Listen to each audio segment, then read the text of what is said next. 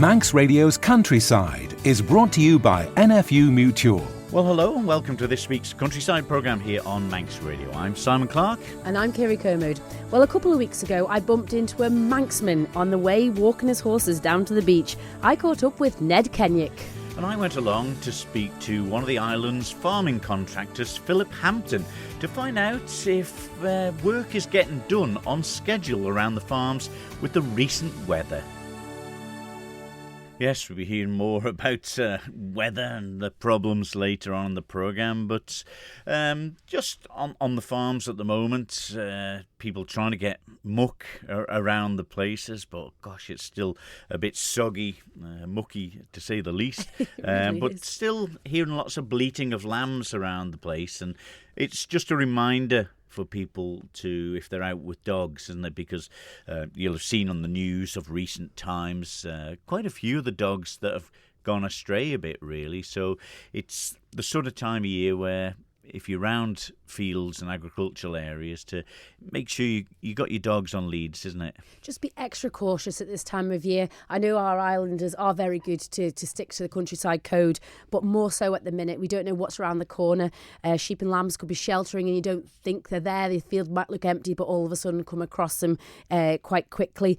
But yeah, just be mindful, keep the gates closed and the dogs on the leads just for the next couple of months anyway, or take yourself off somewhere different, maybe a plantation or a beach and well away from the green fields. Yeah, but not just lambs, Kirree, calving, and it's I don't know if it's still the same old scenario with the calving time where you sort of pick it so that they're going to be ready at the best price time of the year. Is that fair to say?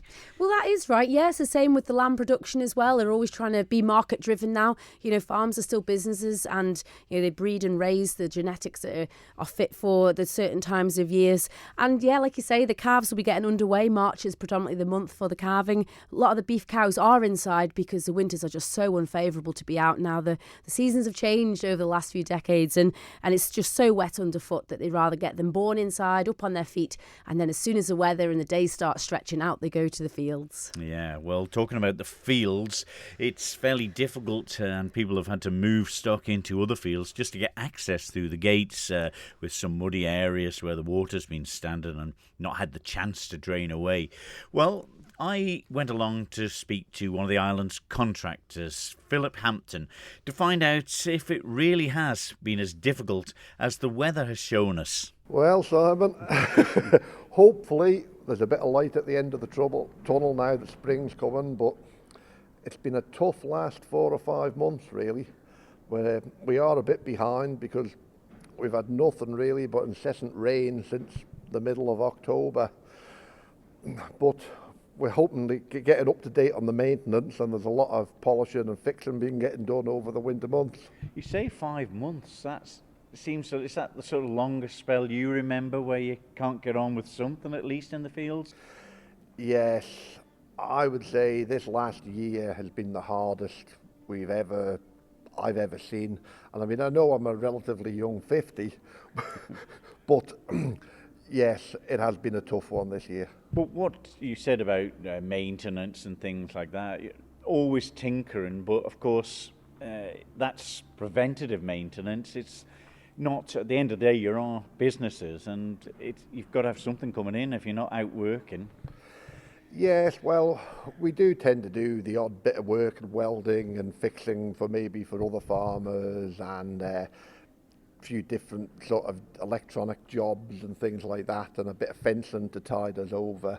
But yes, mainly this year, even for a lot of the outside jobs, it's been pretty grim. What would you have been getting on with? What's behind the most? This year we've done relatively no hedge trimming really or anything. The odd little bit of fencing, and we haven't started ploughing or winter cultivations or anything yet. Is that, I know it's a worry for yourselves, you want to get on with it, and then, but the farmers themselves, are they getting anxious? Yeah, yes, I would say in farming at the moment the morale is pretty low, because when it's a wet day I can come down here in the shed, put the lights on, and at least you're dry and you can keep out of it. But if you're getting up at 5:30 in the morning and pulling on your half wet wellies and clothes from the night before and going out to trudge around in 6 inches of muck, it's a bit demoralising. But I mean, there isn't anything. I know you've got the latest tractors. We're looking at a couple of them here, 4-wheel drive and probably everything imaginable. But it's still too bad, the ground, to do the proper work needed. Yes, to do a good job, yes. I mean, on the north of the island, people are probably getting on with it a bit more because the land on the north does tend to, it can be wetter, but it does dry up quicker, 2 or 3 dry days, and the ground is often travelable north, whereas down here, we're more on clay, and although you wouldn't tend to get stuck, you'd be unsightly big ruts down across the fields and only doing half a job in most of the field. And that's the beauty. You get around the island with your team, and it's incredible that such a small island, that the land and the fields and the different types of soil around the island change so much. Oh yes, even the weather. I've seen us sat down here in the rain thinking, oh God, we could have went and done that job, and then get a phone call from someone a bit irate on the north of the island saying, where are you? We're sat in beautiful sun eating an ice cream, and we're sat down here shrouded in fog and mist. So what sort of work is there? I can see the big yellow machine here. Look, is it a forager? Yeah, no, that's the forager. She's in to just put a new set of blades and a new shear bar and everything in it. Hopefully it'll be ready to go in probably the second week of May. I've just got, there's a bit of an oil leak on the back there, and I'm just waiting for some parts, not parts to turn up, but to get a piece welded up to go back on it. Yeah. But they are fine machinery. I mean, if you wanted to buy that new, what would it cost you now? I had a price on one just before Christmas, and it wasn't brand new, and it was north of £300,000. So I can't see myself buying one anytime soon.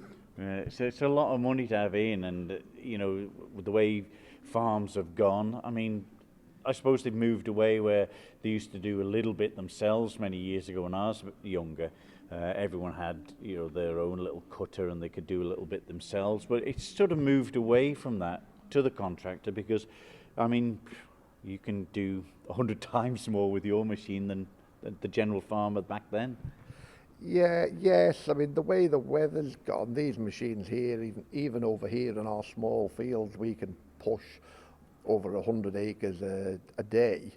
But the problem is going to be, even with the price of everything now, with a normal farm tractor, they're well over £100,000 for a normal sized tractor now, and with the scope that we have for work and the acreages we have in the Isle of Man, it is getting to be a struggle to justify new purchases. But we don't have, if you go to places like Ireland, you can often run a lot of older machines, but there's an awful lot of mechanics around to keep the job going and to repair this older machinery, which is a thing we seem to lack over here. If there's any young 16, 17-year-olds leaving school, the likes of agricultural engineering would be a good thing to get into, because in most of the world there is a shortage of good mechanics to fix this machinery. Yeah, because I suppose in the UK, Ireland you spoke about, if something major goes wrong with them, somebody's going to drive up the motorway and fix it, where here, the way things have been, particularly this winter, it could be 2 or 3 days, and that's a lot of downtime for contractors and farmers. Yeah, yes, it is, yes. And even if you have to bring a special mechanic or someone over from across, you're talking a day or two's accommodation and the plane flights and everything. So it is nicer if you can keep it local and keep them on the island. And I mean, to put one of these, if you want to put that forager on the boat to send it away, it's pretty close to £1,000 each way, which is a fair cost. You've got several tractors round here, though. Have they all got specific duties or jobs that one tractor can do and the others can't? Yes, they have. You tend to use the bigger, heavier tractors for the ploughing and the drilling jobs, and then the smaller ones, maybe the likes of the fertiliser spreading and things that you don't need such a heavy tractor for, because these big tractors can burn 25 to 30 pounds worth of diesel an hour. Whereas, really? Yes, whereas the smaller ones, you would be half that, so there is a fair saving. Yeah, and the cost of fuel, it's a big commitment as well, isn't it, to keep them going? Oh yes, that forager there, she holds 1,400 litres and Of diesel? of diesel, and it only probably lasts a day and a half. Really? Yeah. That does put it into perspective a bit. But I mean, there's not that many contractors on the island though, and you all sort of do different areas and try and work together mostly. Yeah, we all pretty much get along. Yeah, you know, we all help each other out. If someone can't get somewhere to go bailing or go and do something, we'll often ring each other up and say, can you go and do it, or shall I go and do that? Especially with crops that are very, very weather dependent, like hay and straw and things like that. Yeah, because you know, with what's happened now, as you said, all these months of bad weather, when things get behind, as soon as it's good enough to do something, I suppose everyone and his dog is on the phone. Yes, that is the trouble. You're sort of sitting in here on a wet day looking out the window with trepidation and thinking, yeah, there's going to be a fair bit to get through and some big hours putting in. Yeah. But you're still enjoying it? Yes, I do. Yes, I think so. You've got to have something to get out of bed in the morning for. Yeah. But there's certainly variety.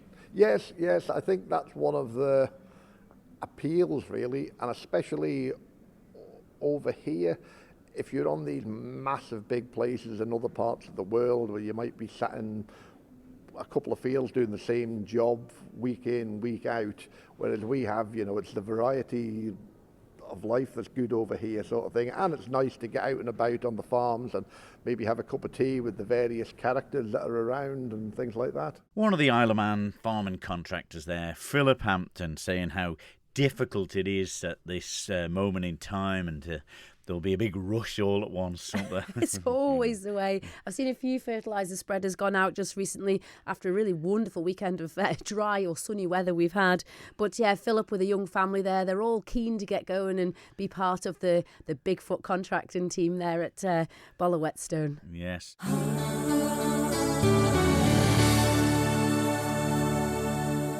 Right, you're listening to Countryside here on Manx Radio with Kirree Kermode and myself, Simon Clark. Well, not so much keeping the horses on leads, but certainly on reins, and one such man who's got a beautiful way and loads of stories about horses, and that's Ned Kennaugh. Ned Kennaugh, a man of the countryside, and it's always great catching up with him. He's a hard man to track down, so when I saw him on the street there down in Port Greenock, I thought I'd take the opportunity to catch up with him, see what he's been up to. Ned Kennaugh, busy as always, Ned. Try to keep busy. I think to keep healthy, you've got to keep active. Not only your back, but your brain as well. Oh, this is it. I'm thinking the horses were getting a little bit fat, without putting too fine a point on it. And part of it was they were lacking exercise. Because we've only got small acres, when I turn them out, they can walk from one end of the field to another in 2 minutes, and that's not enough. So I've started taking them down to the beach every morning, and I'm thinking, this is doing them good, because they come down in condition a little bit, which is what I wanted. You are. And I thought, I'm doing the right thing, but what I didn't realise, while I'm doing it, while I'm keeping them fit... You're keeping yourself fit. Absolutely, absolutely. First thing I do when I get up in the morning is is take them for a... Well, I'm saying first thing, no. I've got to wait for daylight. Aye, this is true. I've got to wait for daylight now because Joe, the motorist, doesn't always appreciate you, so you've got to be careful. Oh, So, sure. but they're getting into the habit now, and I'm fortunate I'm getting some good hay from Ashley. Oh, right. Ashley Convig. Ashley is providing me with excellent hay, and because the horses are not doing enough, they're putting too much condition. Now, too much is not good. You know, there's a difference between good and working. So I'm trying to keep them at a decent level, and I think we've got that now, and we'll keep that run. You see, I've got a field of grass that I want to put them on, but I don't want to put them on it while they're still coming up in condition. And what is it like, the ground, for them to go on it at this time of year? Because it's an awful amount of rain. That's the problem. Some of the fields, it's a waste of time putting them in because all they're doing is churning it up. And worse than that, there's one of the horses I think is related to a hippopotamus. So you'll have to do an awful lot of brushing to get her cleaned up again then. Oh, don't bother trying. Don't bother trying. But these horses, Ned, you know, they're still working horses for you. Absolutely, and treat them as such. You know, I want them in a condition that you know, they said that countryside care, you know more about this than me, you had to keep the land in a condition where you could fetch it back to production in a relatively short time. And I treat these the same. I treat them that they can come back to work as and when I want them. And what age are the pair of them now? Coming 10. See, they'd be in their prime, really, then. Aye, absolutely. Oh, they'd be tilling their ilk would be tilling the whole of the Isle of Man at one time. Wow. And we managed, you know, in spite of all modernity, we managed to produce enough food for the Isle of Man with the horses and a little grey Fergie, but considerably more manpower than we've got now. The farms are short of manpower now. Yeah. And are you still getting on around the farms locally? Oh, I keep in touch with them. Just to keep, since I got into the commissioners, I find I have to have a decent take on what's happening round about. And the farmers are usually the best at getting and transmitting skeet. We used to rely on the milk tanker. Like, he used to deliver the couriers, and Skipper is quite good. He is that. He still very much is too. Skipper is quite good to keep you informed of what's going on. But I do like to keep abreast of what's going on in the community. Unfortunately, I heard this morning of 2 obituaries, which is, somebody said it's inevitable. I tend not to look on it like that. Mary Corkish, Herbie's widow, and George Gellin. Now, they're both in their 90s, so inevitability is probably the right approach, but you tend not to look at it like that, do you? You don't. This is it. They're the great country characters, aren't they? Yes. That's a ripe age, isn't it? 90 years of age is incredible. I done a tape with Whack about the sheepdogs down at Smale, and the established sheepdog men were there, and they were recounting their experiences and the characters that they had encountered and looked up to and admired. And one of them said, unfortunately, there don't seem to be that many characters about now. And I said, hold on a minute. The next generation are looking at you and saying, you are like, oh, no, we're not characters. I said, you are, you might not realise it.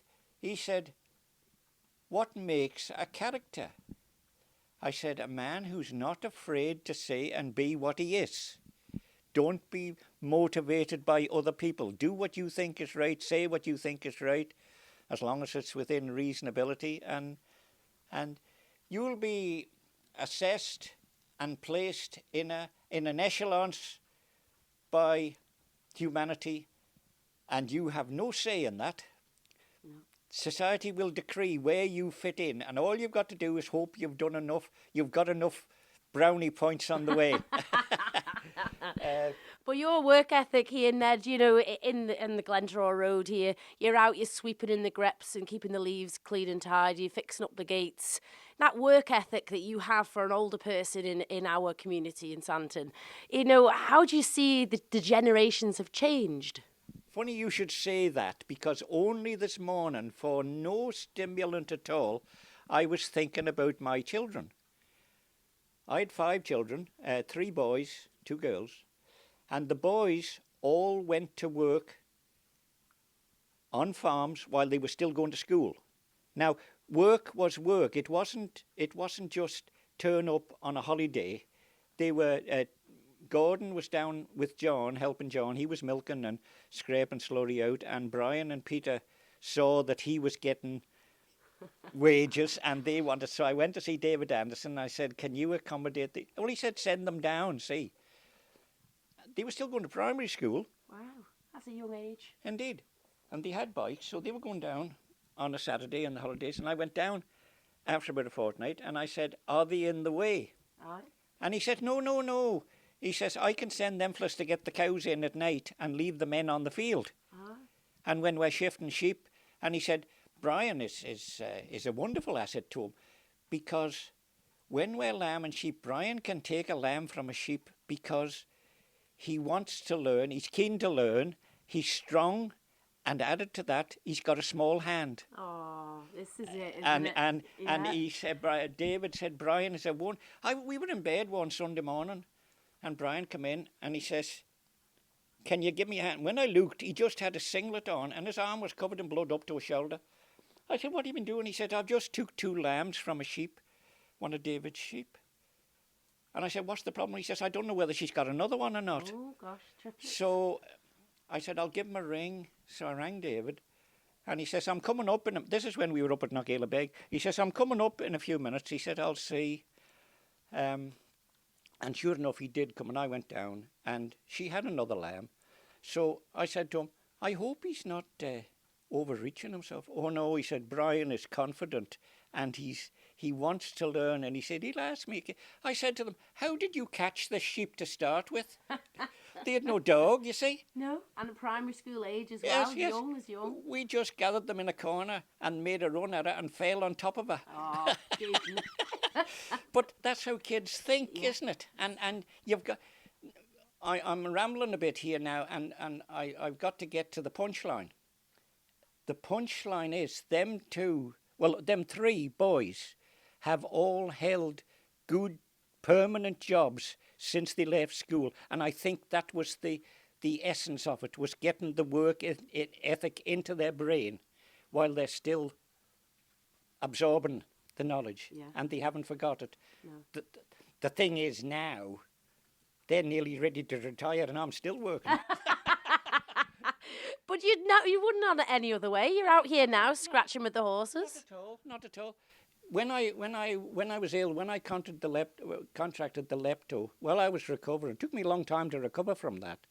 And my biggest fear was I genuinely thought that I would never work again. That disease robbed me of everything.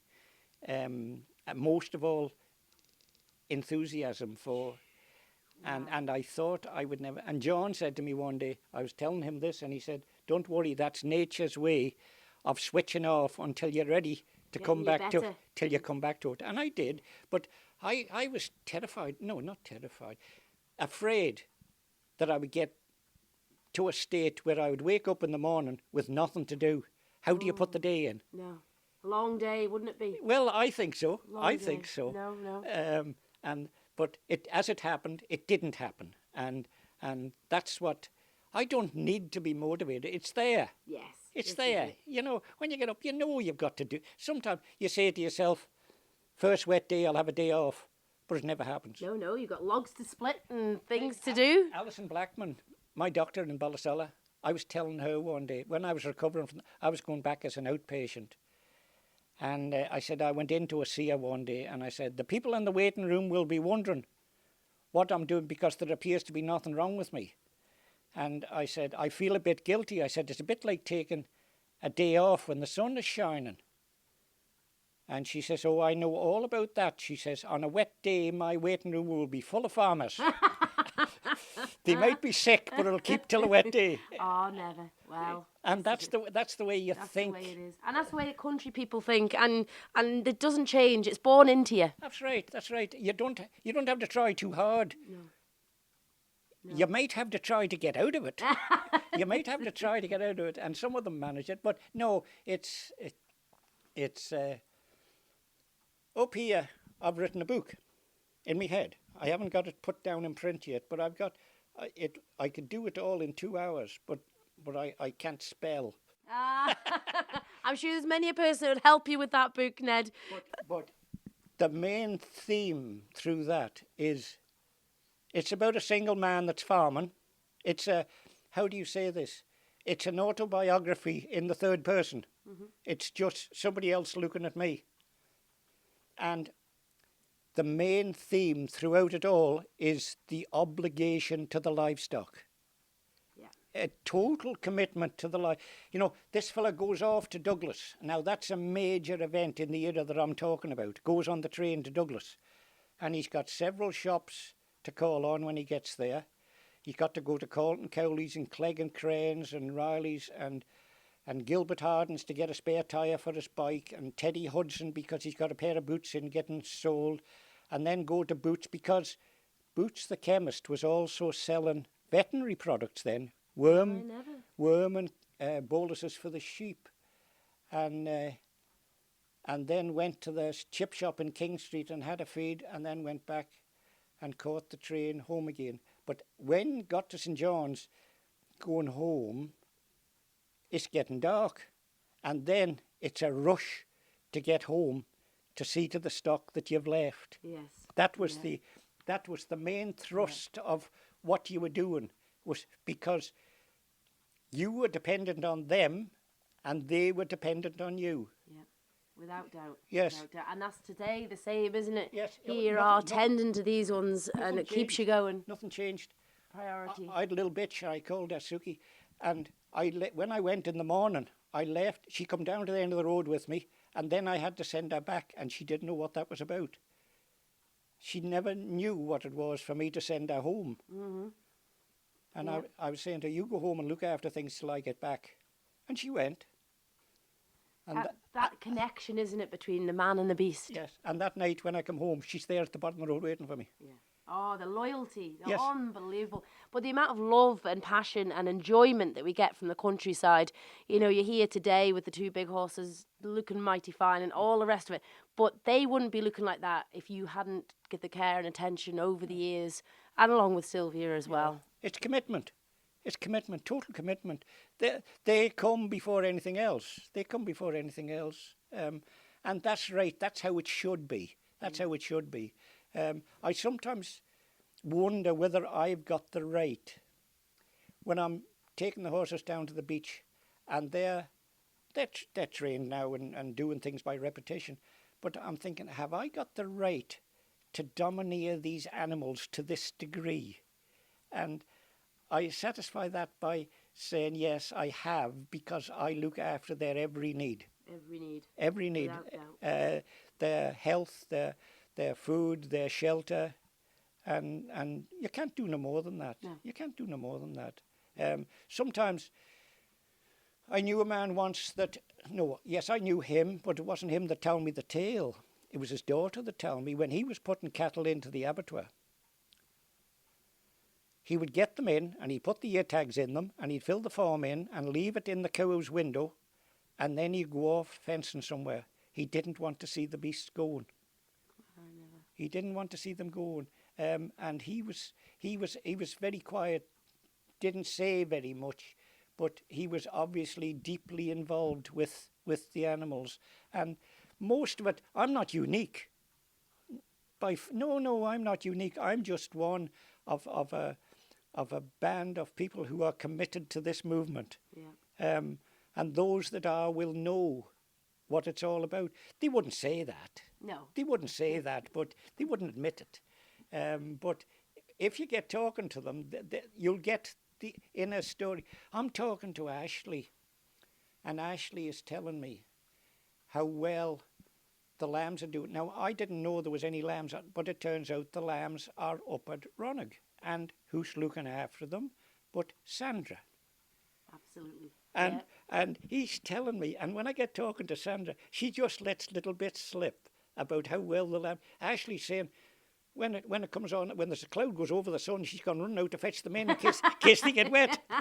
Now, that's exaggerating it, but it illustrates the point that she's committed. Ashley won the fat stock. Well, you know the fat stock show this year, and he says, now they're stock people.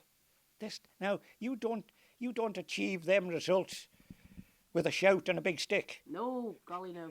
You don't. Not one bit. No. And them are the sort of people that I'm saying that are part of the organisation that I'm privileged to be part of. You know, we have an unwritten code that exists. You don't have to learn it. You've got it. It's there. It's in your brain. It's in your breeding. It's in your genes. Built in. Yeah, absolutely.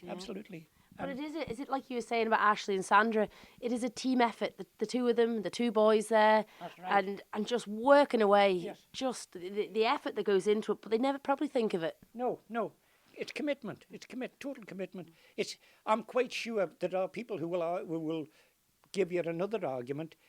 It's not. I don't think for 1 minute it's about money. I don't think it's about money at all. I don't. I do wonder what Ashley and Michael would do if they weren't farming. They would find something. I know they would. This is it. They would find something, but they've found a niche. They grumble. Oh, don't we all? They grumble on a wet day, Yeah. and you go up there and they're traipsing about in the slurry with oilskins on and saying, I'm thinking of jacking it all in. But you know quite well that they won't. This is it. As soon as the sun comes out, it's the best job in the world, isn't it? Right, It right. really is. But there's a few daffs about now, though, Ned. Yes, indeed. Spring is coming. It's on its Yes, way. yes. And no matter what you think, farming is lots of things, but it's never boring. No. It's never boring. There's a new horizon nearly every day. And if you're off a mind to take it in, do you know we got woodpeckers down here? No. We got 2 woodpeckers down here.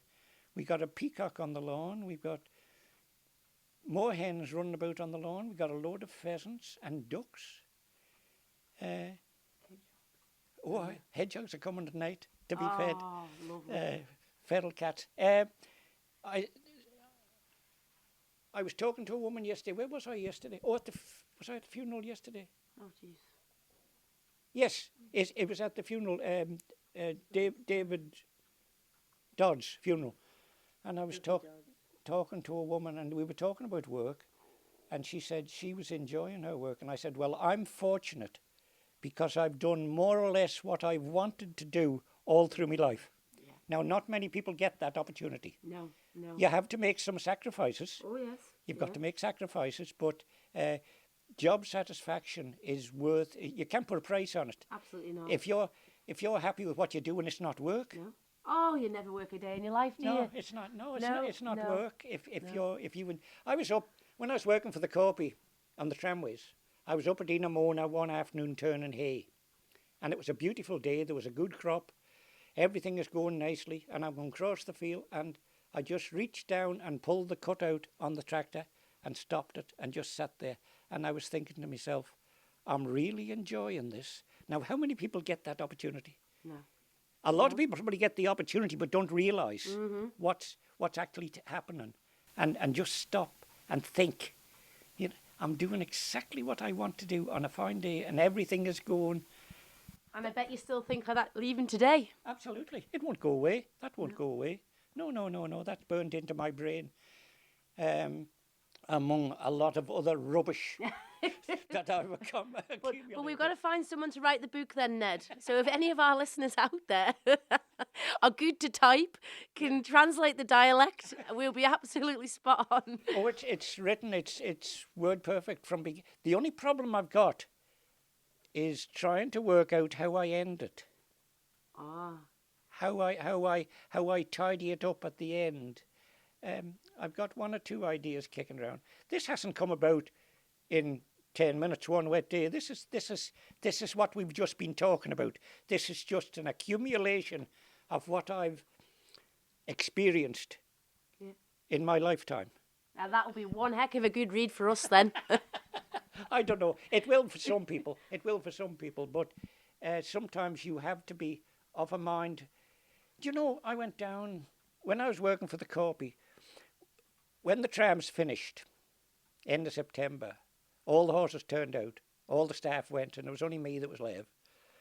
And I was in the harness room one day, and there was a couple of the girls that were working in the stables came in. What are you doing this afternoon? I said, I'm going down to see the horses down Ramsey.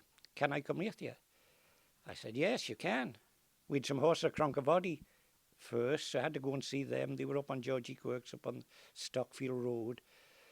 And we'd seen them first, and then we went off. And we're going in through them big beech trees at Bullacallingan. And the sun was starting to go down and shining through the trees. And I just stopped the Land Rover and I got out and I'm just standing at the front, saying or doing nothing. And last the door opened. What we stopped for? I said, just get out here, will you? So they got out and come round. I said, just stand here with me. I was hoping they could experience what I was. But I think I was wrong. I think they were too young to appreciate what I was seeing. It definitely comes with age. I know what you're saying. But hopefully they'll remember that. Yeah. They'll remember that. And, you know, sometimes if you come down the Bollavale Road, just when you get to Mallards, when you start, there's a tunnel of trees that you drive through when the sun's going down. You just stop and think.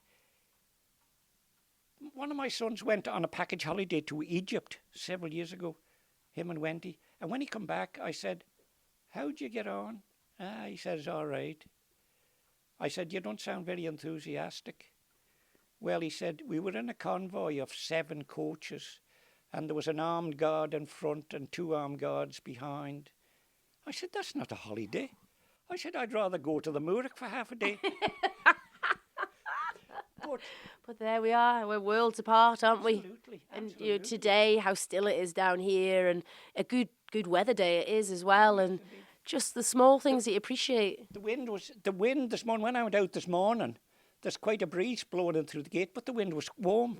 Aye. You know, the end of January. Unbelievable, isn't it? Absolutely. The weather is changing, undoubtedly. Undoubtedly. Grass is still growing. Yes, yeah. Grass is still growing. But the weather is changing, and we've got to accommodate it. And we will. Mm-hmm. We will. And move on. What Archie Banks used to say, we'll get out of this problem and into something worse. Well, let's hope not. Well, be prepared. Yeah. Be prepared. It's what I say to you. It's never bored. You never know what's round the corner. Some is good, not all. Some is bad. Who was it that said when he was complaining about how many lambs he had lost in the night? I think that was attributed to Dan Kirree.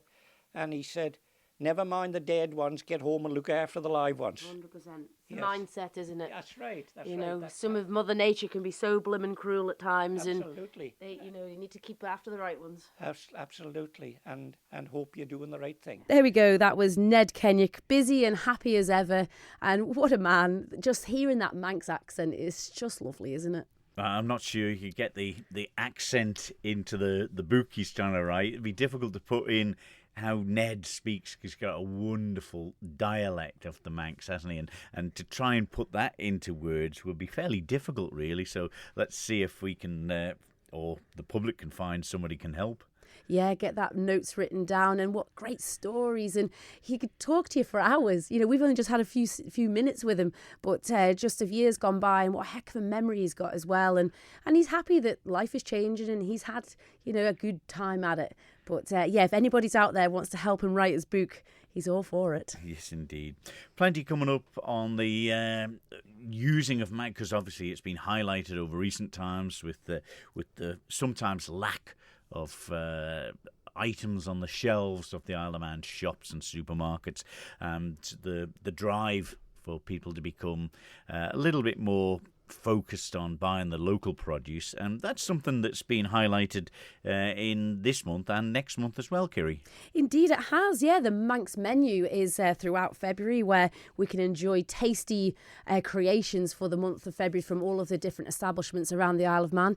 A starter, a main course or a drink, all made with local Manx ingredients from all of the various restaurants, cafes, or even some of the bars. I've got some great cocktails added too. So if you have a look on social media at Manx Menu and see who's taken part and get involved, vote for your favourite. A lot of them use Manx beef, lamb, lots of the Fenoddery gin as well. So that's just to name a few. There's loads of them. But then also Manx March is only around the corner too. Yes, it's a good time, or a bad time to be on a diet, certainly, wouldn't it? That's all we've got time for, though, on this week's Countryside. Don't forget, if you want to hear the interviews in full or listen to programmes that we've featured in the past, all you need to do is go to manxradio.com and go to the podcasts or the Listen Again features. And we'll be back next Tuesday with more from the countryside. So until then, from me, Simon Clark. And me, Kirree Kermode. We'll see you next week. Bye-bye. Bye-bye.